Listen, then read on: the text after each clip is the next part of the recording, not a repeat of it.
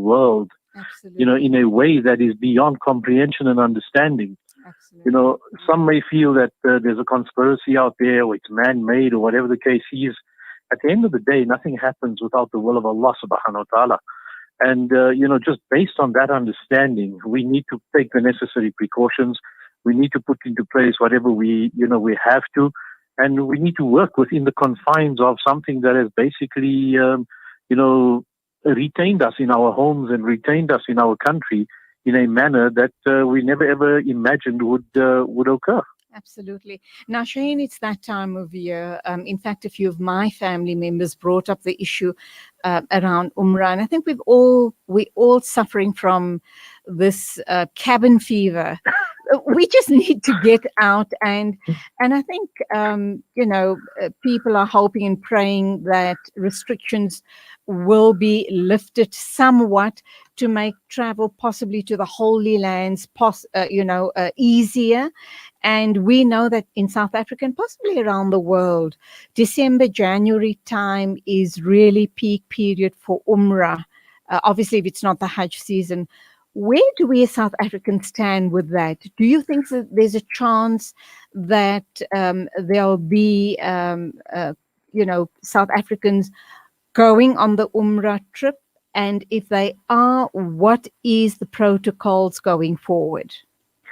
A very interesting question and a very broad one, but I think let's just take it segment at a time. I think right now we've seen news coming out of the Kingdom of Saudi Arabia that they've opened Umrah for people within the country. They started off with 6,000 people per day, breaking it up into 12 by 500 segments. You've got to register on the Ministry of Health website to make sure that you're COVID free.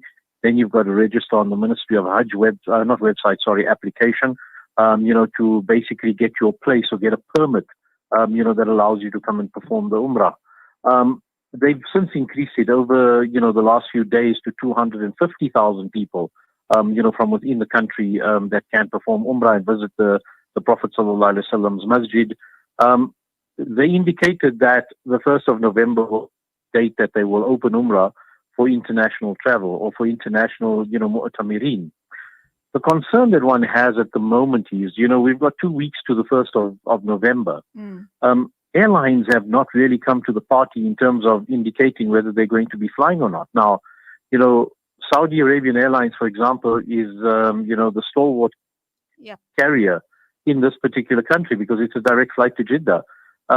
They've not opened up. About a week and a bit ago, we saw, an advert come out that you could book tickets for 75% of the price. And that in itself tells me that that's a fantastic offer, and people, like you alluded to, have cabin fever, would want to book that. But when consulting with the officers here, they've indicated that they don't have any schedules at this point in time for South Africa. So, you can't book a ticket at 75% of the cost. You can't make the necessary preparations because the Kingdom of Saudi Arabia has not yet opened up any facility or any process that allows you to start your preparations now already. So it's a case of waiting and seeing how they're going to basically, cut the ribbon and say, okay, now it's international time, or alternatively, it's going to be a wait and see approach. In the meantime, yes, carry on, Shaheen. Sorry, Julie. The difficulty that we face with these is around planning. We as South Africans love to do our planning and do our planning as early as possible. Yeah. I mean, we see it with Hajj, we see it with Umrah and the like, and, other travel or other business that we're involved in. And that doesn't augur too well for us from that particular perspective. So, operators in this country can't even offer you a package because they don't know whether they can give you a package, for Umrah in December. In this article that we read about a week ago, where the Saudi government have indicated 250,000 local, and only 2 people will be able to stay in a room. That doesn't make sense for a family of 4 or a family of 5 going over to the kingdom. So those are the little, sort of downstream nitty-gritties that need to be ironed out and need to be put on the table in order for international travel to become a reality. In the meantime, for people who are hoping that Umrah will be opened up for South Africans over the festive period from November onwards, and then it will be open, inshallah, for good. what should they be doing? Do they keep close contact with Sahuk or people like, the operators like Khidmatul Awam or, such people, what do they do? How do they manage their time from now till then if the announcement is made? Right now, there is total uncertainty at the moment, really. And unfortunately, SAWC obviously does not regulate or does not get involved in Umrah, but we will disseminate any news or any information that we receive from the kingdom or that we can pass on to give ease to the pilgrims out there or the Mu'tamirin out there. Yes. The key is that, talking to an operator is also going to be of no consequence right now, because operators themselves are in a limbo or in a quandary where they don't know what the processes are going to be. For example, within that first 6,000 that came out, the minimum age was 18, the maximum age was 65.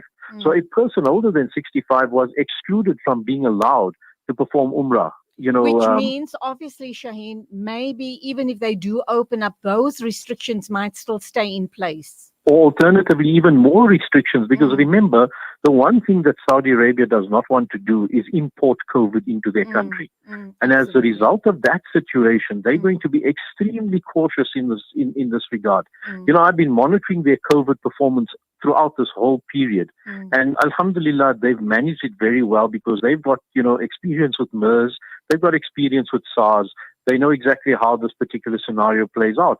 They've had a very, very big hike in numbers, and it's also come down quite considerably. But over the last 2 days, there's been a turnaround in numbers where they've had, new cases under 500 per day. That's now starting to show an increase. One wonders if that's not a result of them opening up in Umrah and more people from around the country coming through with those symptoms. So these are the issues, I think, that the Ministry of Health within the Kingdom, the Ministry of Hajj and Umrah, are basically grappling with in order to ensure that there is going to be, proper structure before they allow people to come in from outside countries. Undoubtedly, you've been inundated with these type of similar queries and questions. I know you don't have a crystal ball, Shaheen, but should they open up? Should they open up to South Africans for the Umrah? Do you think there's going to be a very steep hike in airline prices? I should imagine the hotels, like you always tell me, supply and demand. So there'll be a lot of supply of hotel rooms. So that wouldn't be a key concern. But what about flights? Do you think that we're going to be paying a premium? That's the biggest problem in the equation, if you ask me, from this perspective. Mere fact that Saudi has indicated that they don't know when their schedules are going to open for South Africa, that takes 3 flights out per week. If you look at other airlines, there's another airline that hasn't even started flying from the Middle East into South Africa. That takes out 5 flights a week. Sure. Qatar Airways is not allowed to land in Saudi Arabia, albeit that they are flying in and out of South Africa. You can't use Qatar Airways. So essentially, you probably only have 1 or 2 African country, airlines, and you'll have Emirates Airlines that will probably be there. So supply and demand, yes, the prices will definitely go up. You can't expect, obviously, to have a middle seat open, from a COVID-19 or a social distancing perspective. So they're going to pack the flights as best they can, because airline companies around the world, unfortunately, have taken a very, very big hit from an economic perspective. Absolutely, we've seen airline companies fold. I mean, our own national carrier is in the process of folding. So there's a tremendous pressure economically, and the ripple effects that COVID has had across the whole region, business, personal, social, mental, everything has basically impacted on this world considerably. It's a reset button if you think about it. Absolutely, yeah.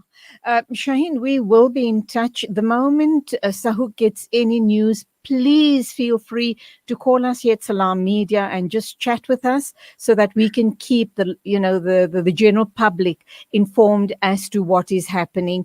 And if we don't hear from you, obviously you're going to hear from us just to give us an update. But we keep our fingers crossed for now. Absolutely. All we can do right now is make dua that Allah subhanahu wa ta'ala removes COVID from the world. And secondly, we make dua that Allah allows every single one of us who has that yearning to be in front of the Baytullah, in front of the qabr of our beloved Nabi sallallahu alayhi wa sallam, to make that a reality, inshallah, so that we can achieve that reality and be present in the Holy Lands, inshallah. Absolutely. You go well. Salams to the family. Until the next time, Assalamu alaikum.